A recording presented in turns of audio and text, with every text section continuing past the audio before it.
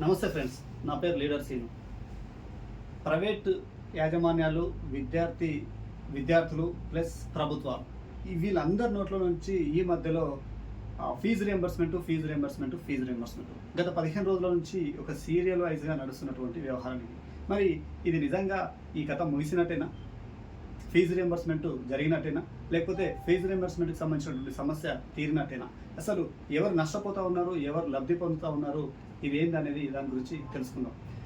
ఈ fee reimbursement 2008-2009 విద్యా సంవత్సరానికి ఉమ్మడి ఆంధ్రప్రదేశ్ ముఖ్యమంత్రి వైఎస్ రాజశేఖర రెడ్డి గారు పేద విద్యార్థులు కూడా గొప్ప కళాశాలలో చదువుకొని డాక్టర్లు, ఇంజనీర్లు కావాలని లక్ష్యంతో ఉండాలని చెప్పేసి ఈ ఫీజు రియంబర్స్మెంట్ పథకం ప్రవేశపెట్టారు. అయితే ప్రతి సంవత్సరం 2,300 కోట్ల రూపాయల నుంచి స్టార్ట్ చేస్తూ అట్లా 2013-14 వరకు కూడా 2,000 కోట్ల రూపాయలను కేటాయించడం జరిగింది ప్రతి సంవత్సరం. అలాగే 2014 జూన్ 2న తెలంగాణ రాష్ట్రం ఏర్పడిన తర్వాత కూడా ఈ సంవత్సరం వచ్చినటువంటి ప్రభుత్వం కూడా ప్రతి సంవత్సరము 2,000 కోట్ల రూపాయలను కేటాయిస్తూ వచ్చింది. అయితే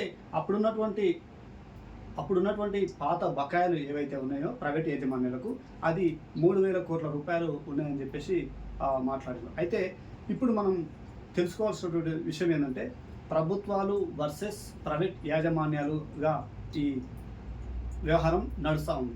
అంటే ప్రైవేటు యాజమాన్యాలకు, ప్రభుత్వాలకు ఏం జరుగుతూ ఉంది అనే దాని గురించి అసలు ఈ రెండు అండర్స్టాండింగ్లో ఉన్నాయా, లేకపోతే ఏం జరుగుతూ ఉంది, దీనివల్ల ఎవరు నష్టపోతున్నారు అనే విషయాన్ని తెలుసుకున్నాం. అయితే ప్రైవేట్ యాజమాన్యాలకు ప్రభుత్వాలు ఏం చెప్తున్నాం?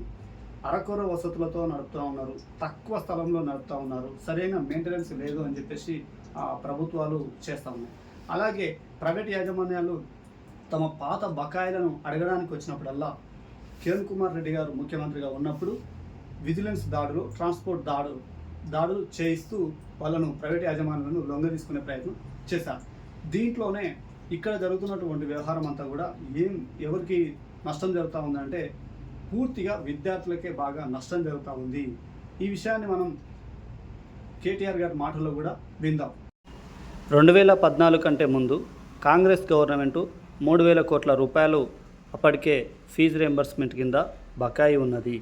ఆ విషయం పూర్తిగా తెలిసినప్పటికీ ఆ బకాయిలను పూర్తి స్థాయిలో 3,000 కోట్ల రూపాయలు కట్టి ఈ 9.5 సంవత్సరాలలో 17,000 కోట్ల రూపాయలు మనం ఈ పేద విద్యార్థుల కోసము ఏర్పాటు చేసినటువంటి ఫీజు రియంబర్స్మెంట్ పథకం కింద దాదాపుగా మనము 20,000 కోట్ల రూపాయలను పూర్తిగా చెల్లించడం జరిగింది అని చెప్పేసి కేటీఆర్ గారు మాట్లాడారు.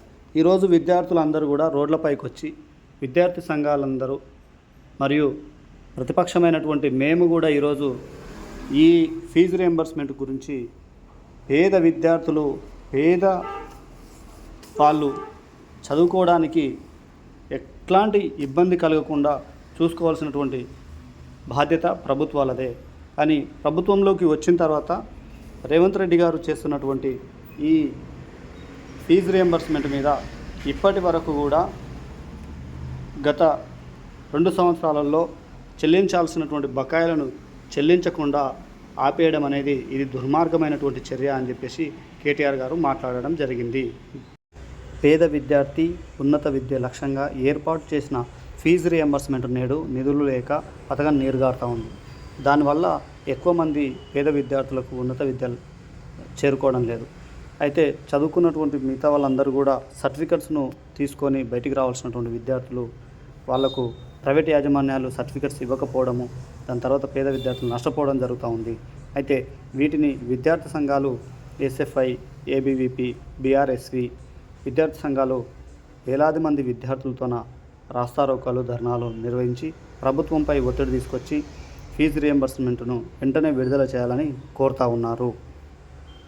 విద్యార్థి సమాజం ఎక్కువగా నష్టపోతుందని చెప్పేసి మాట్లాడుతున్నాం కదా. ఈ విద్యార్థి సమాజం ఎట్లా నష్టపోతుంది అంటే దాదాపుగా తెలంగాణలో 12,50,000 మంది విద్యార్థులు ప్రతి సంవత్సరం ఫీజు రియంబర్స్మెంట్ ద్వారా లబ్ధి పొందుతున్నారు. అయితే ఇందులో ఎక్కువగా ప్రైవేటు ఇంజనీరింగ్ కాలేజీలు మొత్తం తెలంగాణ వ్యాప్తంగా చూసుకుంటే 171 ఇంజనీరింగ్ కాలేజీలు ఉంటాయి. అందులో కేవలం 21 మాత్రమే ఇంజనీరింగ్ కాలేజీలు ప్రభుత్వంలో నడుస్తున్నటువంటివి. తర్వాత మిగతావన్నీ కూడా ప్రైవేట్ కాలేజీలు. ఇందులో ప్రైవేట్ కాలేజీలలో దాదాపుగా 101,000 సీట్లలో ప్రైవేట్ విద్యార్థులు చదువుతూ ఉన్నారు.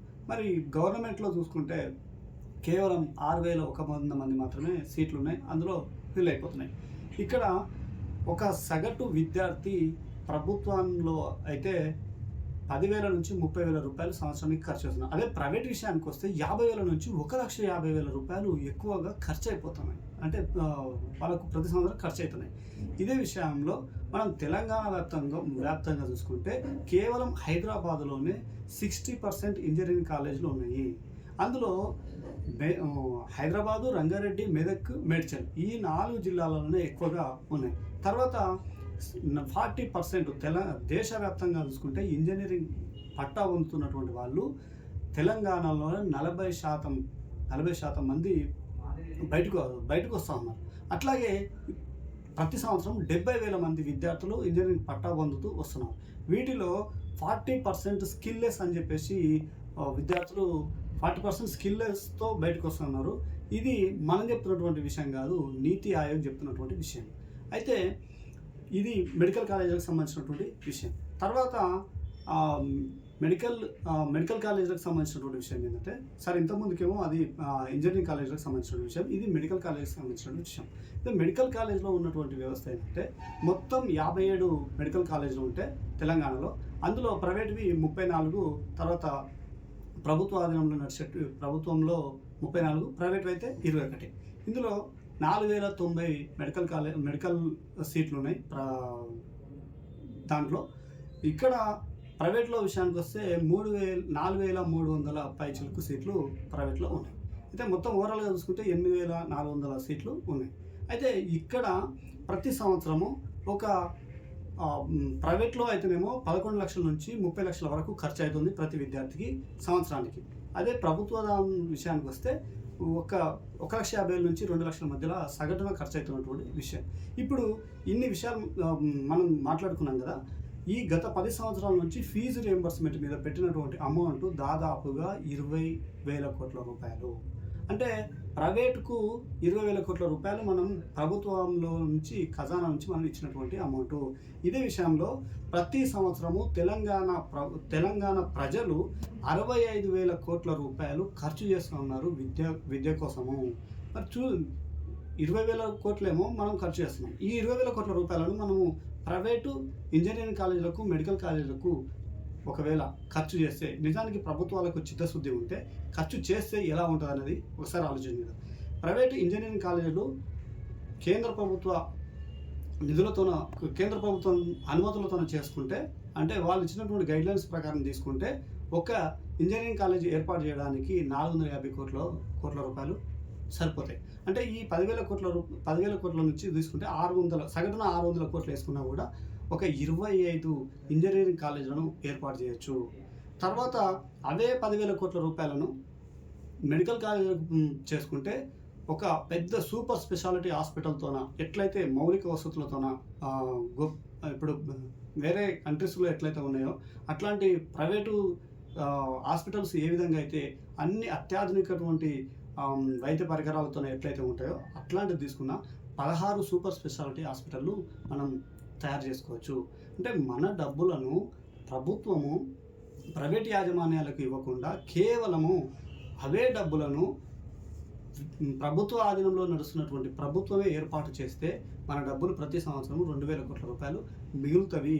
ఇది దీని యొక్క ముఖ్య ఉద్దేశం. Thank you very much. Please subscribe, please comment. ఇది మొత్తం ఎలా అనిపించింది అనే విషయాన్ని కామెంట్ రూపంలో తెలియజేయాల్సిందిగా కోరుతాను. Thank you very much.